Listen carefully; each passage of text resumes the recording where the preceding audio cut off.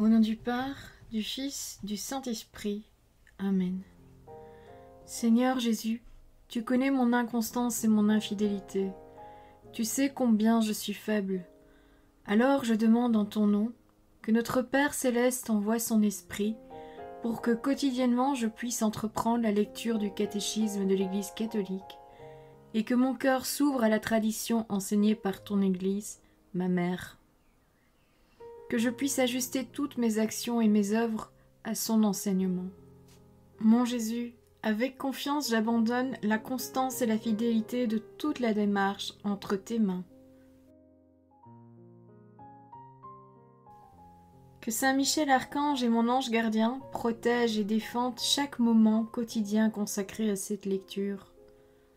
Maintenant, avec toi et par ta voix, disons: Notre Père, qui es aux cieux, que ton nom soit sanctifié, que ton règne vienne, que ta volonté soit faite sur la terre comme au ciel. Donne-nous aujourd'hui notre pain de ce jour. Pardonne-nous nos offenses comme nous pardonnons aussi à ceux qui nous ont offensés. Et ne nous laisse pas entrer en tentation, mais délivre-nous du mal. Amen. Ensemble, mon Jésus d'amour, saluons notre sainte maman, la Vierge Marie. Entre ses mains, je remets mon cœur, mon âme, ma volonté et ma vie, afin que par ses soins règne en moi la volonté du Père, et qu'en ses mains mes œuvres soient gardées, transformées, en parfaite offrande rayonnante de la lumière de Dieu, pour sa gloire, le salut des âmes et la consolation des âmes du purgatoire. Je te salue Marie, comblée de grâce. Le Seigneur est avec toi, tu es bénie entre toutes les femmes, et Jésus, ton enfant, est béni. Sainte Marie, Mère de Dieu, prie pour nous, pauvres pécheurs, maintenant et à l'heure de notre mort. Amen. Je te salue Marie, comblée de grâce, le Seigneur est avec toi. Tu es bénie entre toutes les femmes, et Jésus, le fruit de tes entrailles, est béni. Sainte Marie, Mère de Dieu, prie pour nous, pauvres pécheurs, maintenant et à l'heure de notre mort. Amen. Je te salue Marie, comblée de grâce, le Seigneur est avec toi, tu es bénie entre toutes les femmes, et Jésus, le fruit de tes entrailles, est béni. Sainte Marie, Mère de Dieu, prie pour nous pauvres pécheurs, maintenant et à l'heure de notre mort. Amen. Ô Saint-Esprit, par l'intercession du cœur immaculé de la Sainte Vierge Marie, et par le cœur chaste de Saint Joseph, donne-moi un cœur doux, humble, pur, miséricordieux et charitable. Rends-moi docile à tes célestes inspirations, et prompte à y répondre. Que mon cœur enflammé de ton amour soit en toutes ses œuvres dans la volonté du Père, œuvrant ainsi sous ton joug léger et joyeux. Père céleste, je fais ces demandes par les mérites, les œuvres et les souffrances de Jésus-Christ, ton Fils bien-aimé.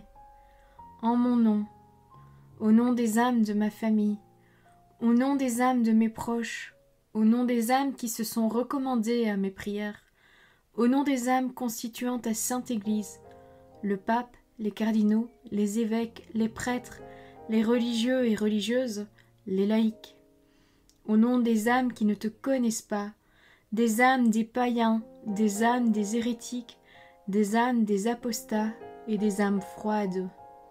En tout temps, dans les siècles des siècles. Amen. Les traits communs des mystères de Jésus. Numéro 516. Toute la vie du Christ est révélation du Père. Ses paroles et ses actes, ses silences et ses souffrances, sa manière d'être et de parler. Jésus peut dire: Qui me voit, voit le Père. Et le Père, celui-ci est mon Fils bien-aimé, écoutez-le. Voir l'Évangile selon saint Luc, chapitre 9, verset 35. Notre Seigneur s'étant fait homme pour accomplir la volonté du Père, les moindres traits de ces mystères nous manifestent l'amour de Dieu pour nous. Voir la première lettre de saint Jean, chapitre 4, verset 9. Numéro 517. Toute la vie du Christ est mystère de rédemption. La rédemption nous vient avant tout par le sang de la croix. Mais ce mystère est à l'œuvre dans toute la vie du Christ, dans son incarnation déjà, par laquelle, en se faisant pauvre, il nous enrichit par sa pauvreté, dans sa vie cachée qui, par sa soumission, répare notre insoumission, dans sa parole qui purifie ses auditeurs, dans ses guérisons et ses exorcismes pour lesquels il a pris nos infertilités, s'est chargé de nos maladies. Voir l'Évangile selon saint Matthieu, chapitre 8, verset 17. Dans sa résurrection, par laquelle il nous justifie. Numéro 518. Toute la vie du Christ est mystère de récapitulation. Tout ce que Jésus a fait, dit et souffert avait pour but de rétablir l'homme déchu dans sa vocation première. Lorsqu'il s'est incarné et s'est fait homme, il a récapitulé en lui-même la longue histoire des hommes et nous a procuré le salut en raccourci, de sorte que ce que nous avions perdu en Adam, c'est-à-dire d'être à l'image et à la ressemblance de Dieu, nous le recouvrions dans le Christ Jésus. C'est d'ailleurs pourquoi le Christ est passé par tous les âges de la vie, rendant par là à tous les hommes la communion avec Dieu. Notre communion au mystère de Jésus, numéro 519. Toute la richesse du Christ est destinée à tout homme et constitue le bien de chacun. Le Christ n'a pas vécu sa vie pour lui-même, mais pour nous, de son incarnation pour nous les hommes et pour notre salut, jusqu'à sa mort pour nos péchés, voir la première lettre aux Corinthiens chapitre 15 verset 3, et à sa résurrection pour notre justification, voir la lettre aux Romains chapitre 4 verset 25. Maintenant encore, il est notre avocat auprès du Père. Voir la première lettre de saint Jean chapitre 2 verset 1. Étant toujours vivant pour intercéder en notre faveur, voir la lettre aux Hébreux chapitre 7 verset 25. Avec tout ce qu'il a vécu et souffert pour nous une fois pour toutes. Il reste présent pour toujours devant la face de Dieu en notre faveur. Voir la lettre aux Hébreux chapitre 9 verset 24. Numéro 520. En toute sa vie, Jésus se montre comme notre modèle. Il est l'homme parfait qui nous invite à devenir ses disciples et à le suivre. Par son abaissement, il nous a donné un exemple à imiter. Par sa prière, il attire à la prière. Par sa pauvreté, il appelle à accepter librement le dénuement et les persécutions. Numéro 521. Tout ce que le Christ a vécu, il fait que nous puissions le vivre en lui et qu'il le vive en nous. Par son incarnation, le Fils de Dieu s'est en quelque sorte uni lui-même à tout homme.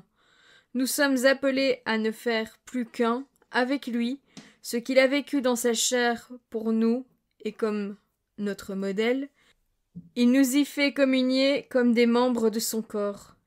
Nous devons continuer et accomplir en nous les états et mystères de Jésus, et le prier souvent qu'il les consomme et accomplisse en nous et en toute son Église, car le Fils de Dieu a dessein de mettre une participation et de faire comme une extension et continuation de ces mystères en nous et en toute son Église, par les grâces qu'il veut nous communiquer et par les effets qu'il veut opérer en nous par ces mystères.